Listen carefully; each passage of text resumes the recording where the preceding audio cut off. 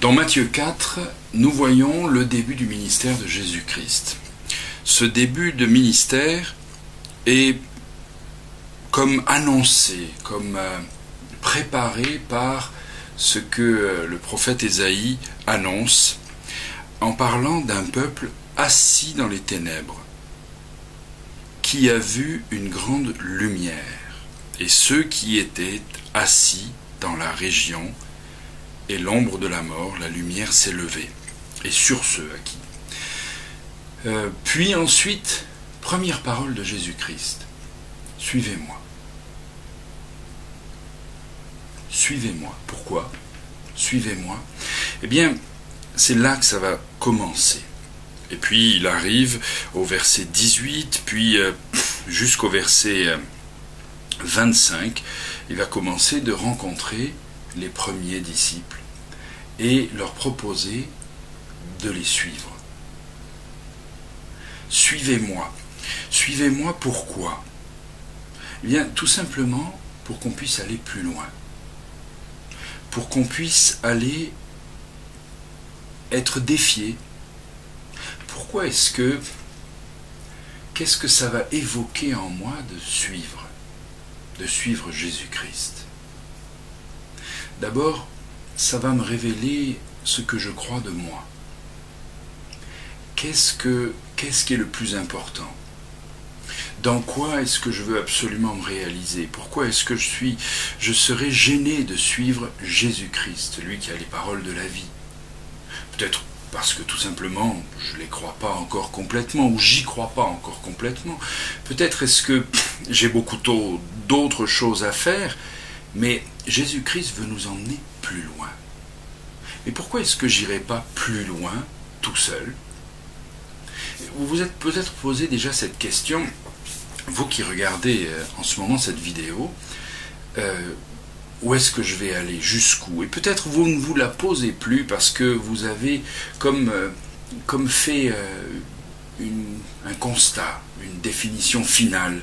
Moi, au fond de moi, je ne pourrais pas aller plus loin qu'eux. Alors peut-être que je n'ai pas défini en tant que tel, mais peut-être plutôt que je ne peux pas imaginer que quelqu'un puisse m'amener quelque part, ou à certains endroits. Jésus-Christ veut emmener les gens plus loin. Juste plus loin. Plus loin parce qu'il sait ce qu'il y a plus loin. Lui, il peut évaluer. Et puis, plus loin, il va falloir nous emmener là où nous n'avons pas l'habitude. Qui dit habitude, dit sécurité. Et ça va être un des premiers problèmes. Est-ce que je suis en sécurité si je suis avec Jésus-Christ? Est-ce que je suis en train de prendre un défi qui me panique complètement et je ne veux pas vivre dans cette insécurité? L'insécurité, je ne parle pas de folie ou de pas raisonnable. Vous savez, il y a des gens qui utilisent la foi pour rentrer dans le pas raisonnable, en disant on va vivre par la foi, et ils laissent peut-être leur famille dans des situations difficiles. Beaucoup de pasteurs vont épuiser leur famille, leurs épouses et leurs enfants qui n'ont jamais demandé à être enfants de pasteurs.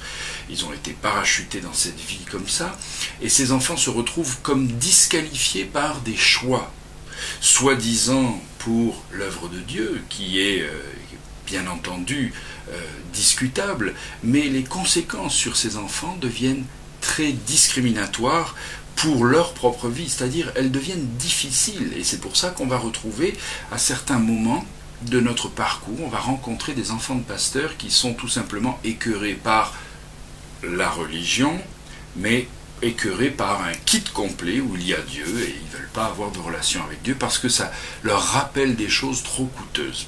Je ferme cette parenthèse, mais là où nous n'avons pas l'habitude, c'est là où peut-être je vais être réellement révélé comme quelqu'un de compétent, quelqu'un d'à l'aise, quelqu'un de profitable pour mon entourage, mais j'en ai pas l'habitude.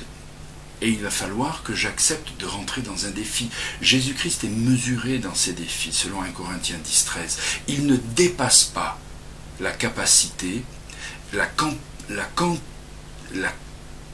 quantité de résistance que nous pouvons avoir, et dans la situation difficile, il prépare le moyen d'en sortir. Aussi nous emmener là où peut-être je n'ai pas le courage Je n'aurais jamais le courage d'aller jusqu'à ce point. Jésus-Christ me prend par la main et me propose de m'emmener là où je n'ai pas le courage pour que je découvre que lui a le courage pour moi et peut-être aussi que j'ai quand même le courage. M'emmener aussi là où on n'y pense même pas.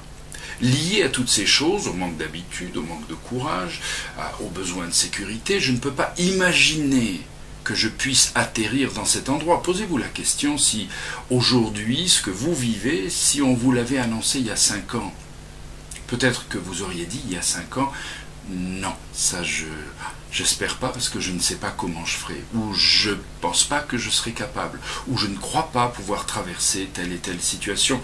Mais il y a 5 ans, j'étais dans mon habitude, dans ce que je croyais être ma sécurité, dans ce que je croyais être le niveau de mon courage. Aujourd'hui, je suis dans une autre dimension, avec d'autres perspectives. Il va m'emmener aussi là où je vais rencontrer des gens dont j'ai besoin. Des gens que je n'aurais pas imaginé rencontrer, des gens que je n'aurais pas pu rencontrer.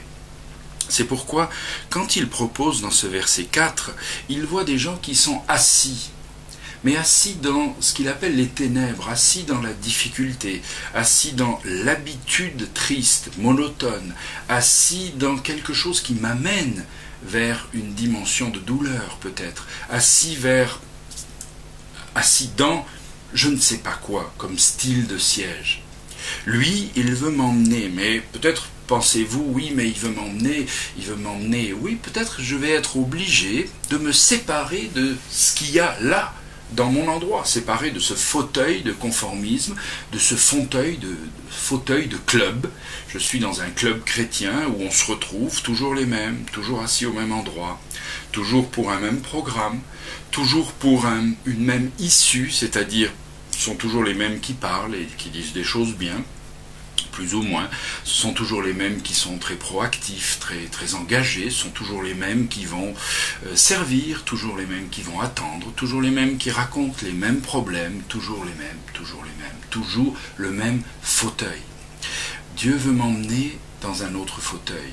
Est-ce que je suis prêt de laisser le fauteuil dans lequel je suis assis aujourd'hui? Même si c'est un fauteuil peut-être de dépression, quelque part cette dépression me rassure parce qu'au moins je suis quelqu'un, je suis le dépressif ou la dépressive. Je suis quelqu'un qui a dégagé une sorte d'identité. Si je sors de ce fauteuil, je ne suis plus moi, ou je ne suis plus ce que je crois que je suis. Donc, Dieu veut m'emmener. Il veut m'emmener pas n'importe où et pas pour faire n'importe quoi. Il veut m'emmener pour que je sois assis. Il veut m'emmener d'un lieu où je suis assis pour m'emmener dans un lieu où il va me faire asseoir.